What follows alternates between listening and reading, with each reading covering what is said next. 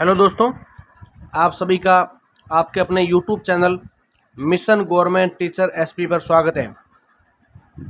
ये वीडियो उन सभी विद्यार्थियों के लिए जो फोर्थ ग्रेड यानी चतुर्थ श्रेणी परीक्षा की तैयारी कर रहे हैं, तो उन सब के लिए सामान्य विज्ञान के अंदर एक टॉपिक लगता है धातु, अधातु व यौगिक, जो कि आपके लिए बहुत ही महत्वपूर्ण है और आपको कम समय के अंदर जितने क्वेश्चन आते हैं उस प्रकार से तैयार की गई ये पीपीटी आपके लिए बेहद ही लाभदायक होगी।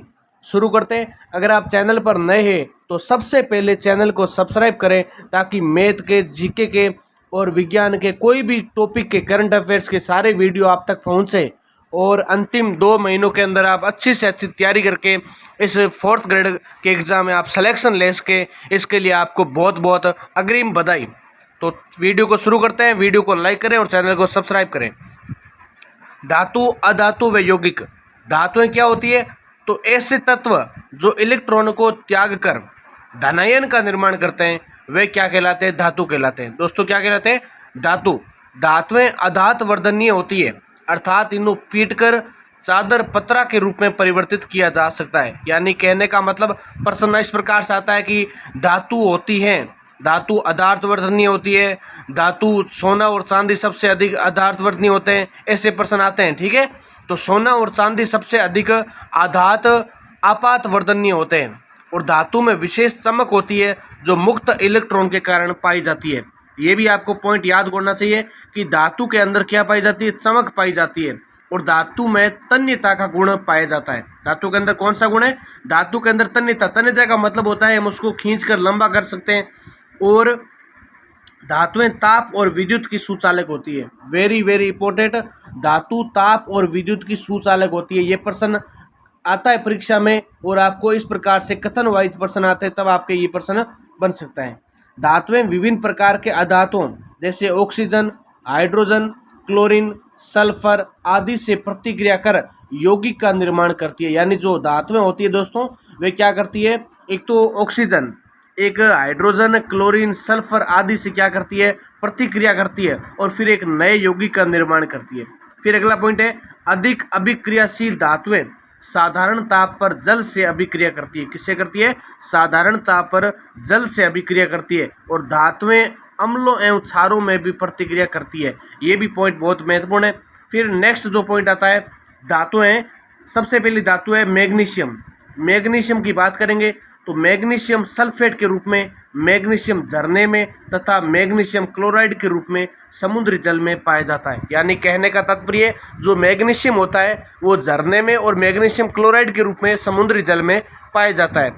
दूसरा पॉइंट है क्लोरोफिल में मैग्नीशियम उपस्थित होता है। और अगला पॉइंट है मैग्नीशियम चांदी की तरह उजली एवं चमकीली धातु होती है। यानी जो मैग्नीशियम होती है वो, एक प्रश्न आ सकता है कि मैग्नीशियम के निम्न में से कौन से गुण होते हैं? तो एक तो चांदी की तरह उजली और चमकीली होती है, ये क्लोरोफिल में उपस्थित होता है और ये मध्यम धातु होती है। जबकि तंतु अम्लों के साथ ये प्रतिक्रिया कर हाइड्रोजन गैस बनाती है। दोस्तों क्या बनाती है? हाइड्रोजन गैस बनाती है और ये क्षार से अभिक्रिया नहीं करती है। तंतु नाइट्रिक अम्ल के साथ ये मैग्नीशियम नाइट्रेट एवं अमोनियम नाइट्रेट बनाती है। यानी मैग्नीशियम क्या करती है? एक तो तंतु नाइट्रिक अम्ल के साथ और ये मैग्नीशियम नाइट्रेट एवं अमोनियम नाइट्रेट बनाती है। फिर मैग्नीशियम फ्लैश लाइट के रिबन बनाने और फोटोग्राफी और आतिशबाजी में काम आती है। पूछ लेते हैं आपको कि निम्न में से मैग्नीशियम का किस प्रकार से कार्य होता है? तो एक तो देखो लाइट बनाने में, और एक अपने रिबन बनाने में, एक फोटोग्राफी में और आतिशबाजी के अंदर ये क्या करती है? मैग्नीशियम काम आती है। फिर अगला नेक्स्ट पॉइंट है कि मैग्नीशियम ऑक्साइड को मैग्नीशिया कहा जाता है। यानी जो मैग्नीशियम ऑक्साइड होती है उसको क्या बोलते हैं? मैग्नीशिया। और ये प्रतिदीप्तिशील प्रकाश उत्पन्न करता है। जो मैग्नीशियम होता है वो किस प्रकार का प्रकाश उत्पन्न करता है? तो प्रतिदीप्तिशील, किसा? प्रतिदीप्तिशील प्रकाश उत्पन्न करता है। फिर जो दूसरी नंबर धातु आती है वो होती है सोडियम। कौन सी धातु है? सोडियम की बात करेंगे दोस्तों तो सोडियम एक अत्यंत क्रियाशील एवं तत्व होने के कारण मुक्त अवस्था में नहीं पाया जाता। यानी जो सोडियम होता है वो क्या होता है? अत्यंत क्रियाशील होता है, उसके कारण ये मुक्त अवस्था में नहीं पाया जाता है और संयुक्त अवस्था में ये नाइट्रेट कार्बोनेट एवं सल्फेट के रूप में पाया जाता है। यानी दोस्तों जो सोडियम होता है वो क्या करता है, एक तो नाइट्रेट, एक कार्बोनेट और एक सल्फेट के रूप में पाया जाता है। फिर सोडियम चांदी के समान सफ़ेद और मुलायम धातु होती है, इसे चाकू से आसानी से काटा जा सकता है। यानी कहने का तात्पर्य जो सोडियम होती है एक तो मुलायम धातु है और इसको आसानी से हम काट सकते हैं। जैसे आप मान के चलिए कि आप जैसे पनीर काटते हैं या मान लो आप कोई भी एकदम मुलायम धातु लेते हैं उसको हम काटते हैं, इसके समान होती है सोडियम। फिर साधारण ताप पर शुष्क हवा और शुद्ध ऑक्सीजन का सोडियम पर कोई प्रभाव नहीं पड़ता। जो सोडियम होता है उसका कोई भी प्रभाव नहीं पड़ता है। आर्द्र हवा में सोडियम के तहत मटमेला पड़ जाता है क्योंकि उस पर सोडियम ऑक्साइड की सतह जम जाती है। फिर सोडियम हाइड्रोक्साइड अम्ल से उत्पन्न कार्बन डाइऑक्साइड से सहक्रिया कर सोडियम कार्बोनेट बनाता है। यानी कहने का सोडियम हाइड्रोक्साइड अम्ल से उत्पन्न कार्बन डाइऑक्साइड से सहक्रिया करके सोडियम कार्बोनेट बनाता है। क्या बनाता है, सोडियम कार्बोनेट बनाता है। इसी कारण सोडियम को केरोसिन में डुबो कर रखा जाता है। जो सोडियम धातु होती है उसको क्या करते हैं, आमतौर पर केरोसिन के अंदर डुबो कर रखा जाता है। और सोडियम हाइड्रोक्साइड को कास्टिक सोडा कहते हैं। क्या कहते हैं, कास्टिक सोडा भी कहते हैं। और सोडियम कार्बोनेट को वॉशिंग सोडा भी कहा जाता है। एक तो अपने को इसको क्या बोलते हैं, कास्टिक सोडा बोलते हैं, और एक इसको क्या बोलते हैं, वॉशिंग सोडा कहा जाता है। तो पॉइंट अलग अलग है, दोनों का आपको याद होना चाहिए। सोडियम को हाइड्रोक्साइड को कास्टिक सोडा भी कहते हैं और कार्बोनेट को वॉशिंग सोडा भी कहते हैं। ये पॉइंट आपके दिमाग में होने चाहिए। प्रश्न आता है कि सोडियम के कौन से गुण हैं, या सोडियम के अंदर कौन सी धातु पाई जाती है, या मान लो कोई प्रकार का क्या मुलायम होता है, कैसा होता है, ऐसे प्रश्न आपके नॉर्मली 4th ग्रेड के अंदर आने की संभावना है। फिर अगली धातु है 3 नंबर एल्यूमिनियम। एल्यूमिनियम की बात करें तो प्रकृति में एल्यूमिनियम स्वतंत्र अवस्था में नहीं पाया जाता है। प्रकृति के अंदर क्या होता है, ये जो एल्यूमिनियम होता है वो स्वतंत्र अवस्था में नहीं पाया जाता है, परंतु इसके यौगिक काफ़ी मात्रा में मिलते हैं। ये बॉक्साइट, कोरंडम, फेल्सपार तथा क्रायोलाइट के रूप में मिलता है।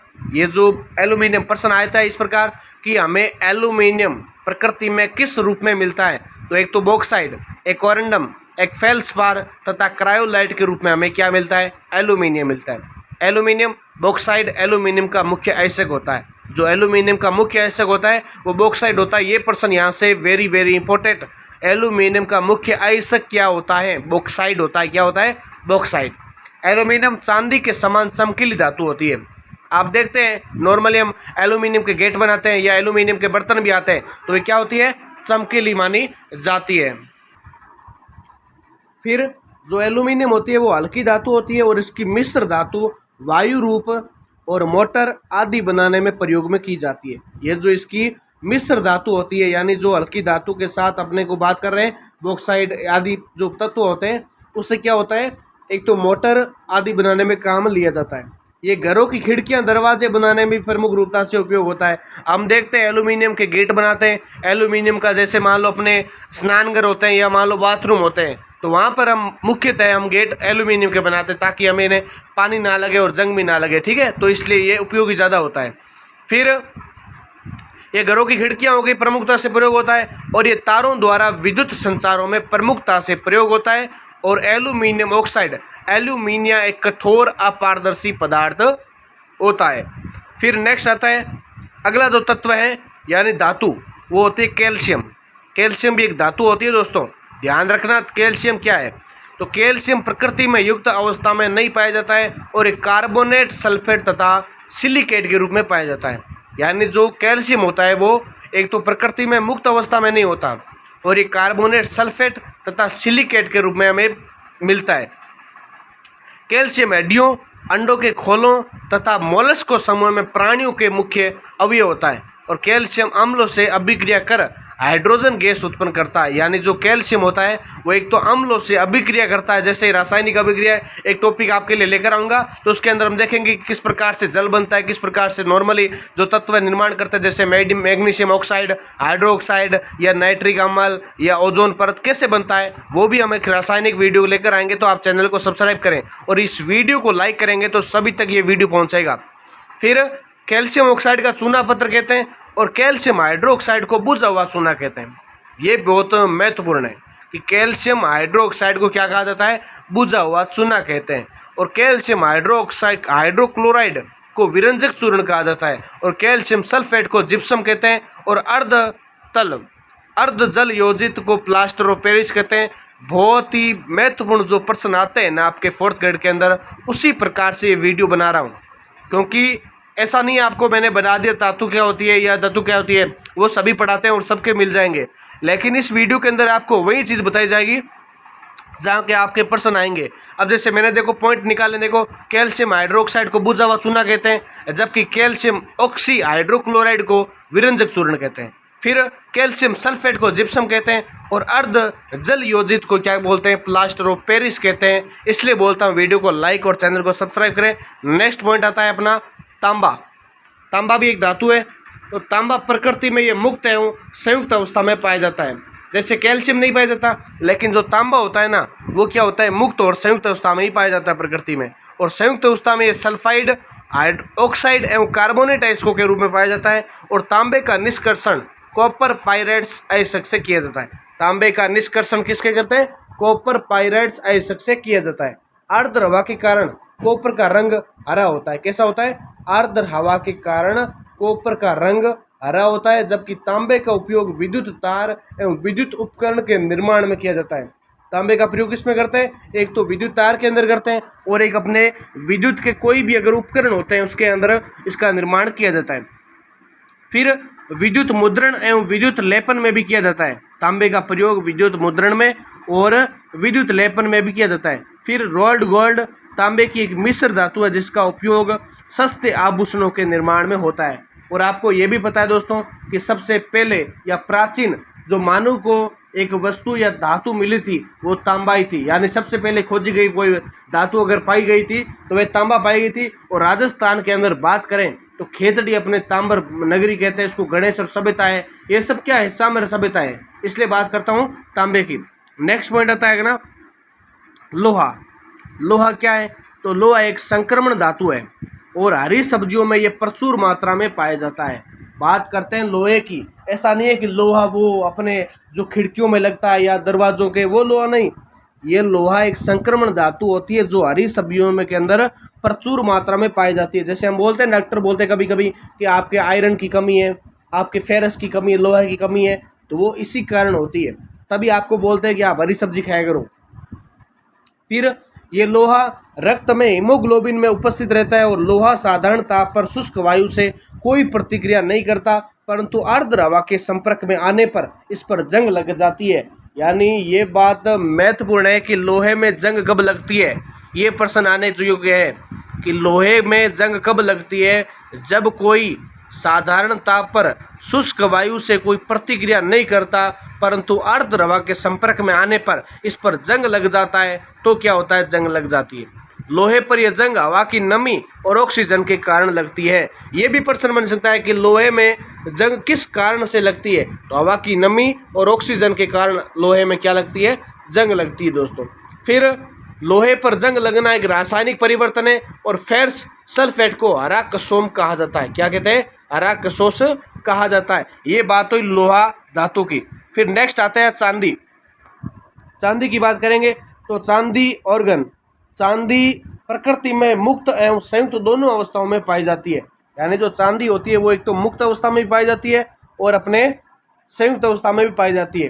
चांदी धातु का निष्कर्षण प्राय अर्जेनाइट अयस्क से हो जाता है। यानी अर्जेनाइट एक अयस्क होता है, उसके द्वारा चांदी धातु का निष्कर्षण या उसका प्राप्त होता है। फिर सिल्वर क्लोराइड एक श्वेत रंग की सिल्वर लवण है जिसका उपयोग फोटोग्राफिक फिल्में बनाने में होता है।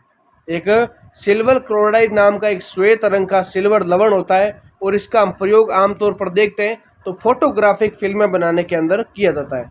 सिल्वर ब्रोमाइड इसका प्रमुख फोटोग्राफिक लवण है। क्या है, प्रमुख फोटोग्राफिक लवण माना गया है। सिल्वर नाइट्रेट इसे लूनर कॉस्टिक्स भी कहते हैं और इसका उपयोग निशान बनाने और चिकित्सा के दवाइयों के रूप में ऊपर जो होता है वो लगाने की काम आता है दोस्तों।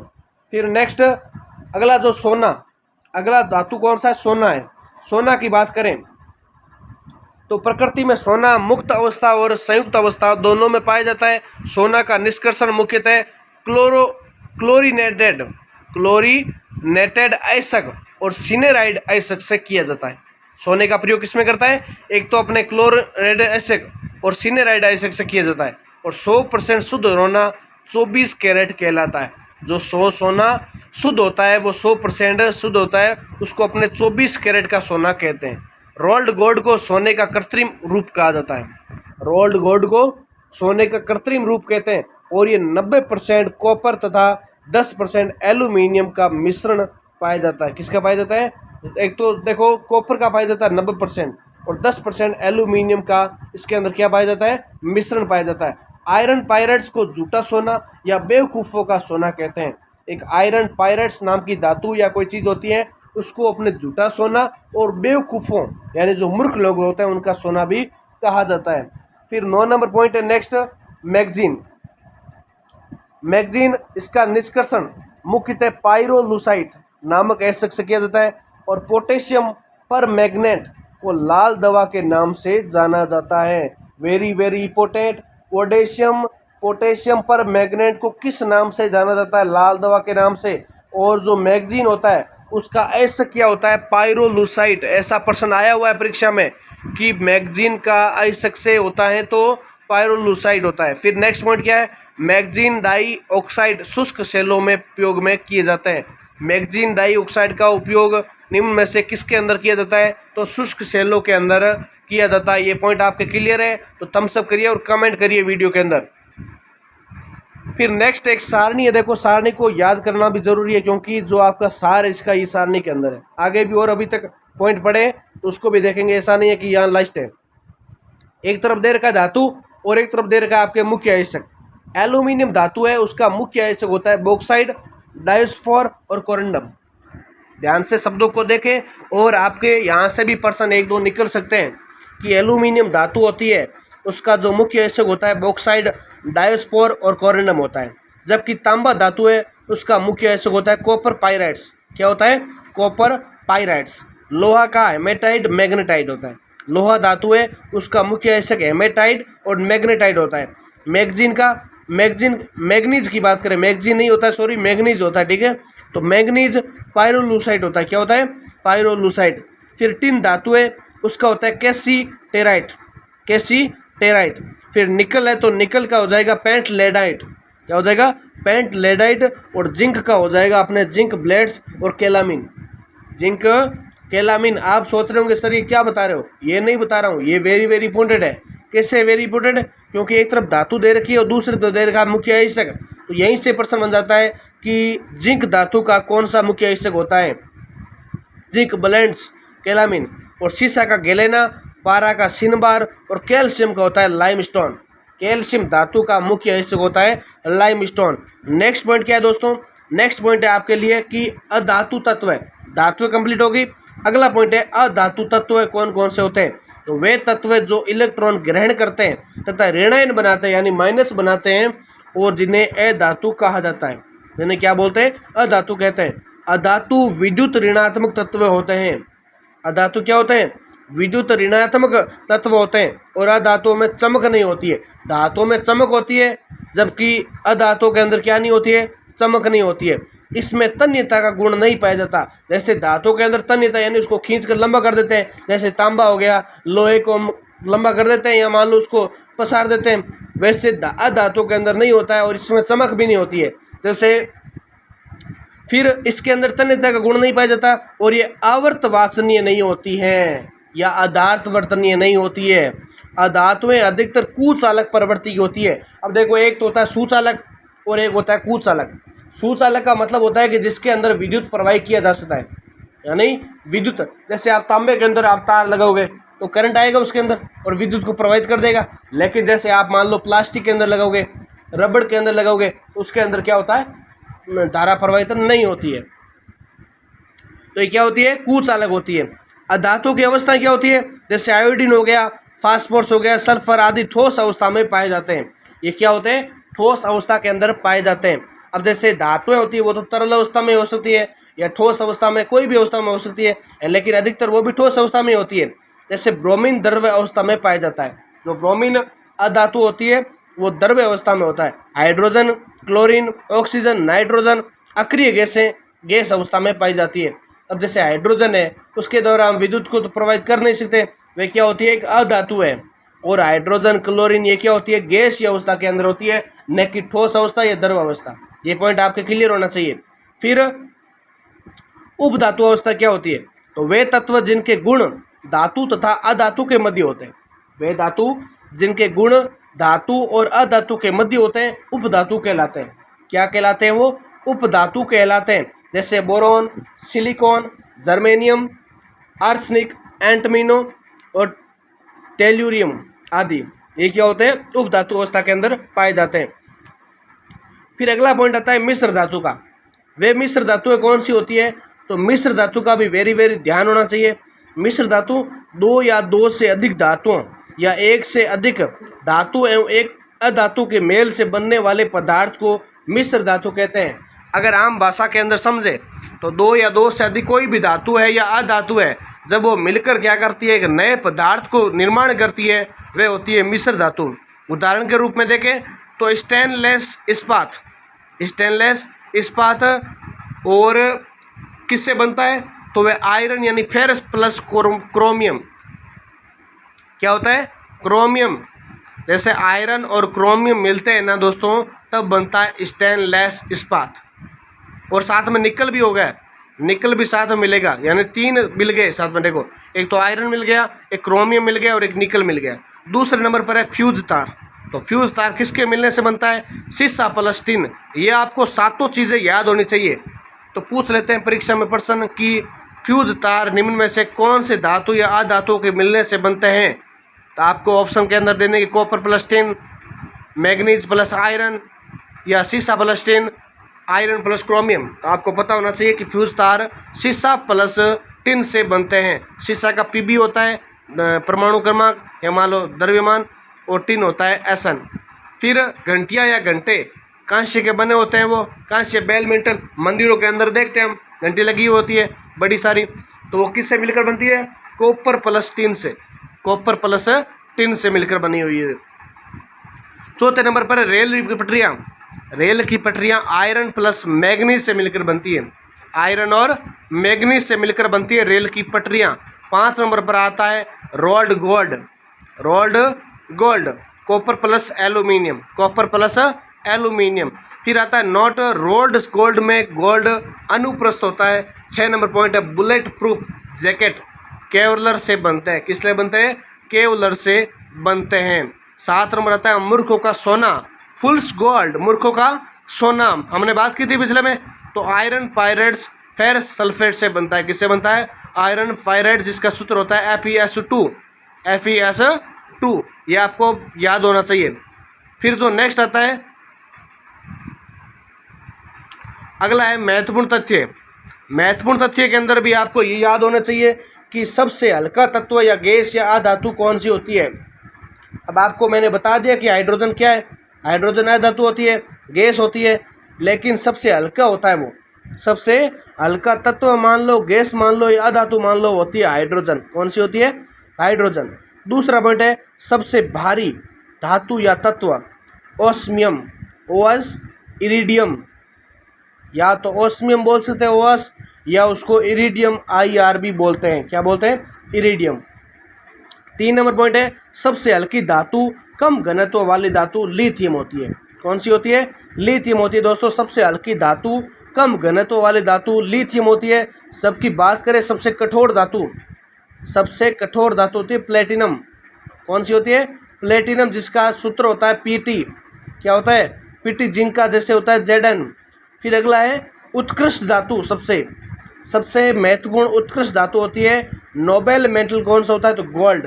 कौन सा होता है, गोल्ड, या उसको प्लेटिनम भी कहते हैं। प्लेटिनम और गोल्ड की तुलना एक जैसे की जाती है और ये दोनों भी सबसे उत्कृष्ट धातु मानी जाती है। अगला 6 नंबर एकमात्र द्रव अधातु जो कि होती है ब्रोमीन, एकमात्र द्रव अधातु होती है जो होती है ब्रोमीन, Br। 7 नंबर पॉइंट है द्रव धातु लिक्विड मेटल, पारा होता है। लिक्विड मेटल क्या होता है, पारा। ये कमरे के ताप को 25 डिग्री सेल्सियस या 298 केल्विन पर द्रव्य पाया जाता है। अगला पॉइंट 8 नंबर भविष्य की धातु टाइटेनियम। भविष्य की धातु कौन सी है, टाइटेनियम है। जबकि स्ट्रेंजर गैस जीनॉन XE होती है। क्या होती है? Xenon XE। फिर 10 नंबर है क्विक सिल्वर, Hg, पारा, मरकरी, तीनों को कह सकते हैं। जो क्विक सिल्वर होती है Hg भी होती है, पारा भी होती है, मरकरी भी होती है। फिर नेक्स्ट आता है आशा धातु, होप मेटल, यूरेनियम कहते हैं इसको। क्या बोलते हैं? आशा मेटल यानी यूरेनियम, यू जिसको हम दर्शाते हैं। दोस्तों फिर आप सभी का बहुत बहुत धन्यवाद। आपको वीडियो कैसा लगा कमेंट्स के अंदर बताइए, और ये वीडियो आपके लिए 100% उपयोगी होगा। ज़्यादा से ज़्यादा दोस्तों तक शेयर करें, लाइक करें, और YouTube channel mission government teacher SP को सब्सक्राइब जरूर करें।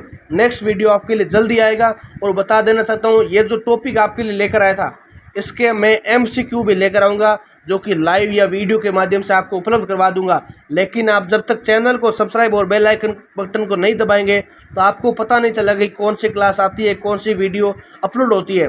इसीलिए बोलता हूँ चैनल को सब्सक्राइब करें, और वीडियो को लाइक करेंगे तो आपके नेक्स्ट वीडियो आपके आगे आते रहेंगे और आपकी तैयारी मजबूत होती रहेगी। इसी के साथ जय हिंद, जय भारत। वीडियो को लाइक, चैनल को सब्सक्राइब जरूर करें और अपने दोस्तों के अंदर जरूर भेजें।